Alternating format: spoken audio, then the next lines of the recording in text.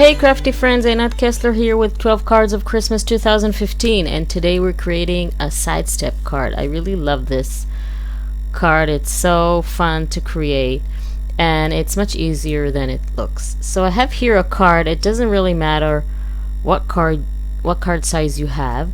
I'm going to mark at the 2.5 inch line with my pencil from the left. I'm measuring 2.5 inches from the left, and I'm just gonna mark a line going from top to bottom. It doesn't matter how long it is.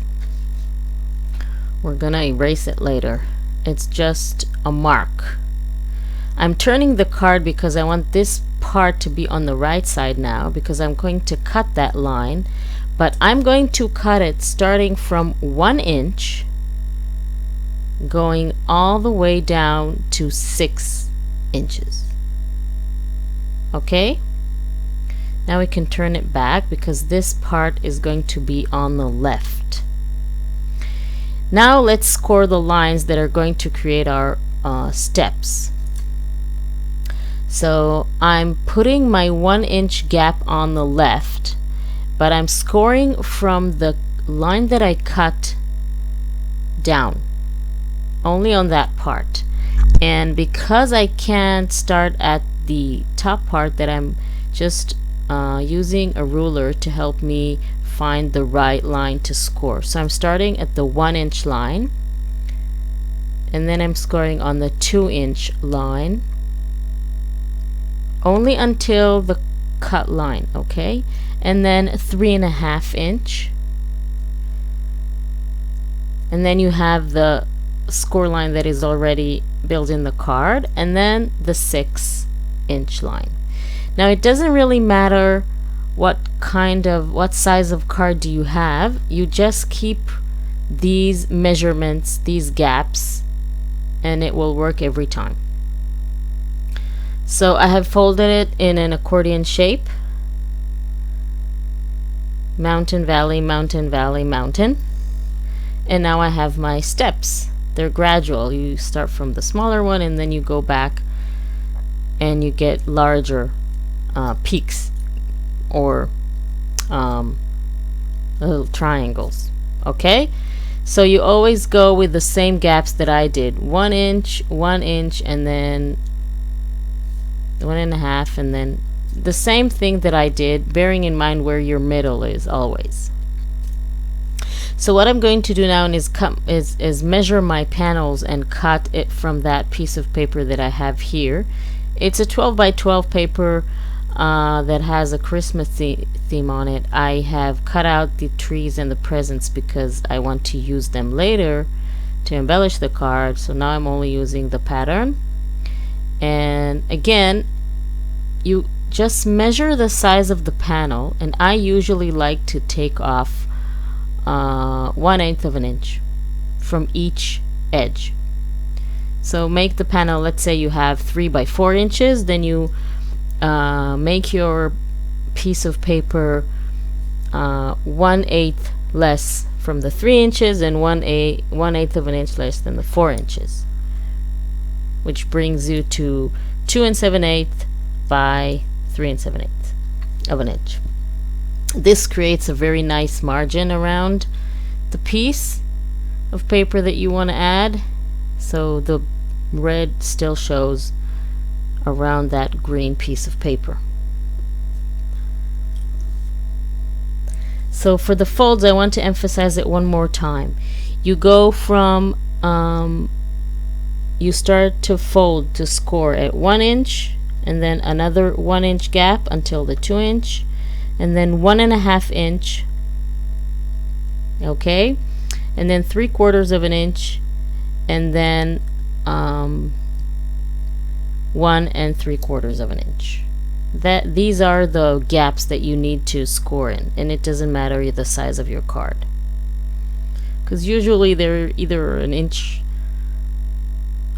taller or wider. Cards are basically all have the same sizes. It's a standard card that I bought like that. It's empty. It's not, I didn't make the card. If you want to make it from scratch with your own size, then you need to measure everything from the start. But these gaps are really, these measurements can work on either card. So I'm adding my panels now. I'm only adding them in the front, the parts there that are visible to the front. I'm not adding any paper on the back. You can do that, but I think it's a waste of paper, because if everything matches, this is a beautiful red color that I don't mind leaving. I don't want to cover everything, so that's fine with me. But if you want to cover the entire card, that's fine too. So I'm adding the second piece, and now I'm measuring third piece. Now the 3 pieces that you need for the right side, for those little steps, is basically the same width. So the best thing to do is just cut a piece of paper in the width that you need, and then change the heights of each of the piece that you need. That's why I'm only measuring how high it is, because I already cut the width of the paper. So now it's all covered very nicely. What I want to do is add those presents and tree on the card, but this tree is huge. So I'm basically going to show you how to make it smaller. It's not going to look the same. It's not going to be with all those swirls and everything, but it will still have, I don't know if you can see it, but it's all glittered up and it's really pretty. So it will still have those little ornaments on it and all the glitter, just not the size and the swirls around it, because what I'm going to do is use that tree shape to basically cut the same tree but much smaller, and I'm going to use the trunk too. So I'm going to show you how to do it. It's not too complicated. You just need to follow the lines of the tree that you already have, but cut towards the inside and make it slightly smaller. So I'm going to see how big that is. I'm going to start by making the trunk a little smaller, and then I'm cutting the same lines, only making it much narrower. That's the first step that I always do. I know it doesn't look pretty, but trust me, it will. And I'm doing the same thing on the other side. So now it's a bit crooked and it's still very tall. So what I will have to do is get rid of the top part completely. So I'm just going to mimic the shape of the 3 parts of the tree, but only in half or 2/3 of the height. Okay, so that doesn't look very pretty. I'm just going to cut a little bit more here and there and make it a bit more symmetrical, although I like the shape that it's a bit whimsy and crooked, but it should look nice. See, now I have a really nice tree, and much smaller, and it completely fits my card. Now I still want to use that star, that's why I left it there, because remember I got rid of the top part, but I don't want to get rid of the star, so I left it on my paper so I can go back and cut it. So I'm going to use the same size. I'm not going to reduce the size of the star, and I'm going to attach them with some foam tape so it will be popping out of the paper and it will look really cool. And what I'm going to do is stick the star onto the top of my tree with some glue. So this is a really good way of using whatever you have, and even if it doesn't exactly what you want, there are very few things that you can change. Most of the things you can either reduce the size. Making them bigger is a problem, but making them smaller is usually not a problem. I'm just going, this one is too long, and don't worry about that. I'm just going to remove that. That was a piece of foam tape still on the paper. So making things with whatever you have is a really good way to maximize your supplies. So I had that paper and I didn't have anything to do with it because I'm Jewish. I don't celebrate Christmas, so I don't have any Christmas photos to scrapbook and create a page from. So I used that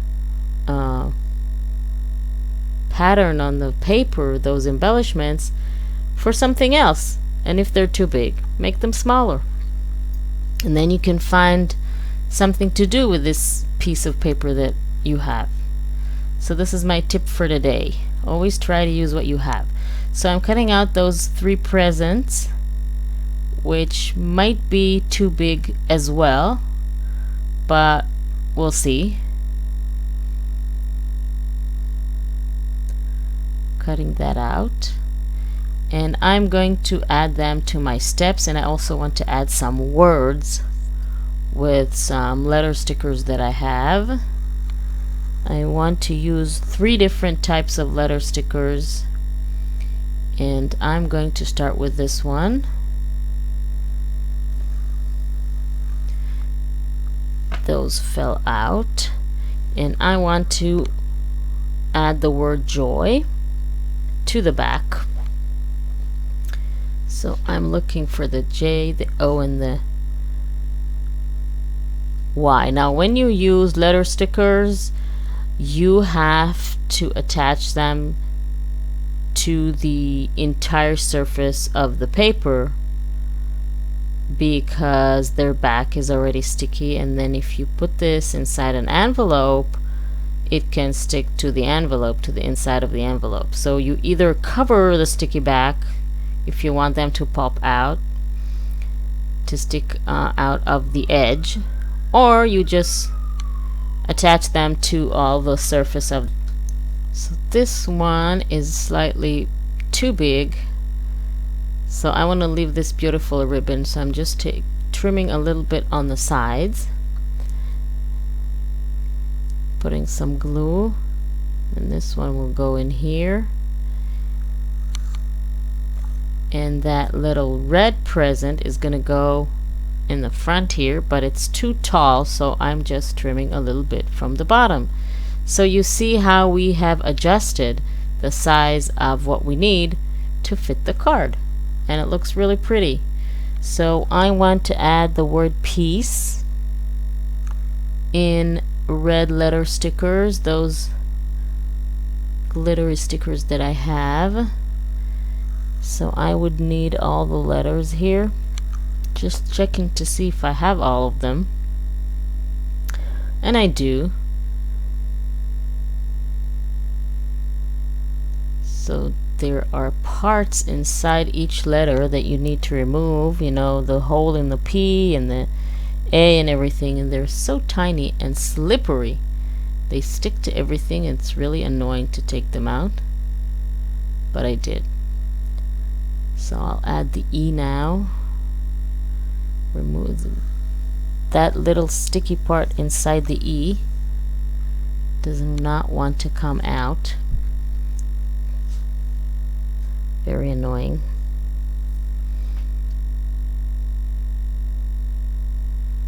And then the A. I usually don't make very glittery cards, but for Christmas I think if you need to make a glittery card, that's the best time to do it. And now the C, and then another E. And of course you can embellish this card any way you want. You can add stockings and snowman and change the colors and add more words or whatever. And with the white letter stickers, I'm going to spell the word Christmas with an X and M-A-S, like a short version of the word Christmas. And I'm going to show you how to make an A when you don't have an A. But first, let's start with the S. And now I don't have an A, so I'm looking for a letter that I can cut and D is perfect for it. I'm just going to cut the top part of the D, and I have an A. So this trick works very well with script letters, and because then they're more rounded and it's easier to manipulate them. So the M goes in. Now I need a little hyphen, and I'm going to use that little piece that I cut out from the D that is there, and this is going to be my hyphen. Just move it to its place. Okay, now the X, and the card is done. I think it turned out really pretty, and it can even decorate your mantelpiece or whatever it is that, or you can send it to someone or give it to someone. That's a really cool card. So I want to thank everyone for joining me today. I hope that you will try your version of a sidestep card. If you liked the video, please give it a thumbs up. Make sure to subscribe to my channel if you haven't done so. And make sure to check out my website, einatkessler.com. You have a link at the end of the video. And I'll see you all tomorrow. We have 2 more cards to make, card number 11 and 12. So thank you very much for watching.